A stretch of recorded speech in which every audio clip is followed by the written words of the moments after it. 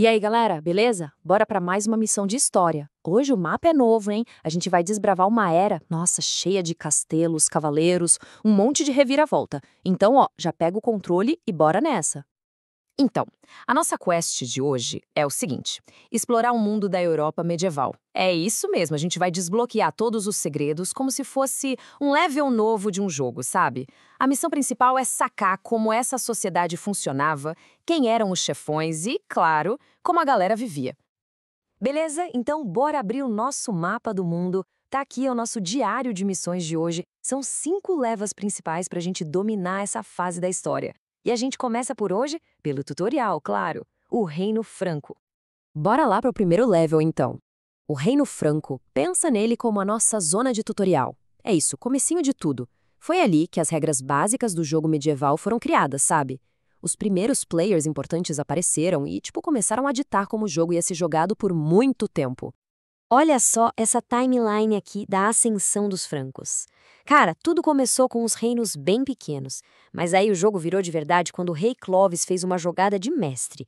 Ele se converteu ao cristianismo e com isso ele ganhou a igreja como uma aliada super, mas super poderosa. Foi tipo um power-up gigante. Daí pra frente, a dinastia Carolingia foi fortalecendo as alianças até que chegou o Carlos Magno, que tentou ser o boss final, sabe? Dando um reboot no antigo Império Romano. O Carlos Magno era praticamente o admin do servidor. Pensa só, ele criou escolas para treinar os jogadores de elite, usou os mosteiros para salvar todo o conhecimento, tipo a lore do jogo, sabe?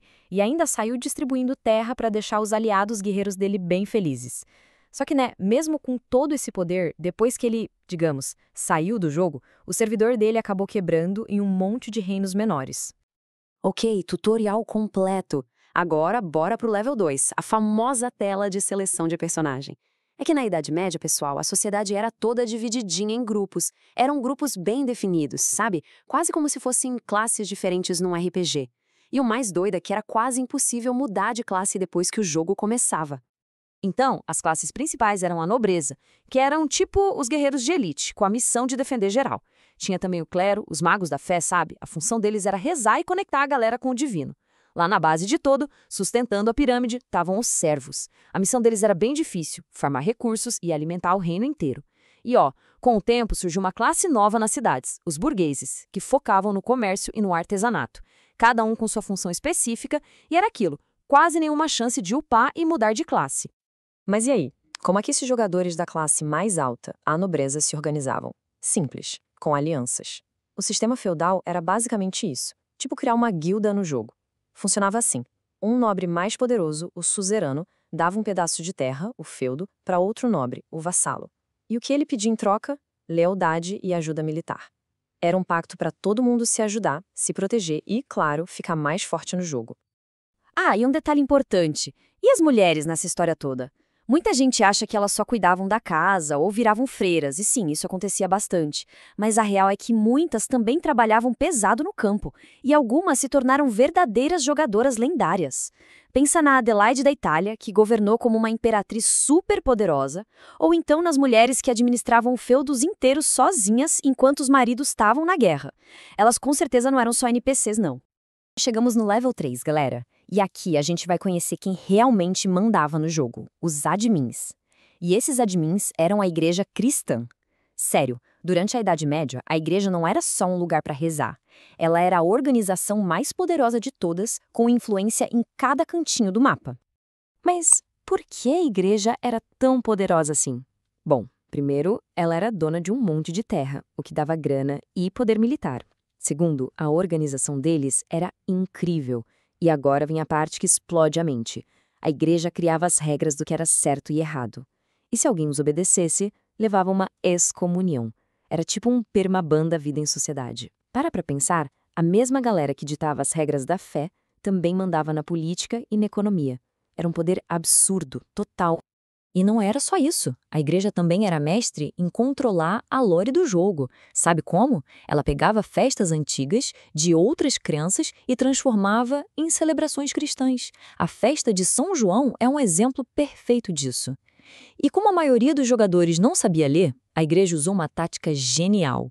Usava a arte, as pinturas, os vitrais coloridos das igrejas, tudo isso funcionava como as cinemáticas do jogo, contando as histórias sagradas de um jeito que todo mundo conseguia entender. Beleza, já entendemos as classes e o poder da igreja. Agora, bora pro level 4, a economia.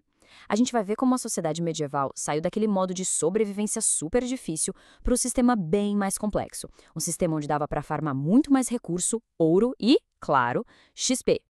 Então, no comecinho, era modo sobrevivência no hard.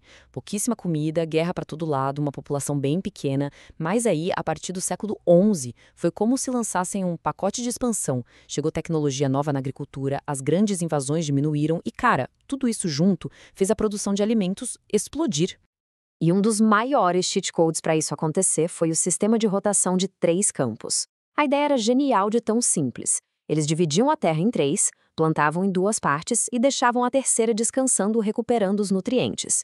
No ano seguinte, faziam um rodízio.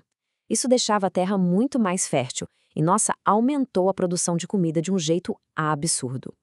E o resultado desse upgrade todo? Se liga só nesse gráfico. A barrinha de produção de alimentos foi lá para cima. Com mais comida, a população também cresceu muito. E com mais gente, o que aconteceu? As cidades e o comércio explodiram. Foi um ciclo super positivo que, sério, mudou completamente o cenário do jogo na Europa. Ok, já passamos por quase todos os levels, mas agora se preparem, porque chegou a hora da missão bônus, as Cruzadas. Pensa nelas como um grande evento de DLC, sabe? Uma expansão que mudou o mundo e levou os jogadores europeus para uma baita aventura em terras bem distantes. A história é a seguinte: lá em 1095, o Papa fez um chamado. Foi tipo uma notificação de quest que pipocou na tela da Europa inteira. A missão? Ir para o Oriente e conquistar a Terra Santa, que na época estava sob o controle dos muçulmanos. A grande pergunta era, e aí, vai aceitar a missão ou não? E o interessante é que cada classe de personagem tinha um motivo diferente para topar essa quest. Para os nobres, era a chance de conquistar mais terras e poder. Para o clero, o objetivo era expandir a influência da igreja. E os mercadores? Esses viram uma oportunidade de ouro para abrir novas rotas de comércio com o Oriente e, claro, ganhar muita grana. E no final das contas, qual foi o resultado? Olha, o objetivo principal, que era conquistar Jerusalém para sempre, não rolou. Mas as side quests, as recompensas secundárias, essas foram gigantescas. As cruzadas abriram a cabeça dos europeus para novas culturas, novas tecnologias e um monte de ideias do Oriente. Além disso, fortaleceram o poder dos reis e, o mais importante, deram um boost incrível na economia e no comércio. E com isso, missão cumprida. Parabéns, player! Você acabou de subir de nível e desbloqueou a conquista História Medieval. Pode comemorar. Agora você manja tudo de como a sociedade, a política e a economia funcionavam nessa era que é, vamos combinar, fascinante. E para fechar com chave de ouro, fica aquela pergunta para a gente refletir. Depois de ver tudo isso, quem foi o verdadeiro boss final da Idade Média? Eram os reis com seus exércitos e seus castelos imensos? Ou era a igreja, com aquele poder cultural e espiritual que, no fundo, controlava a mente e o coração de quase todo mundo? Fica aí a reflexão. A gente se vê na próxima missão, galera. Valeu!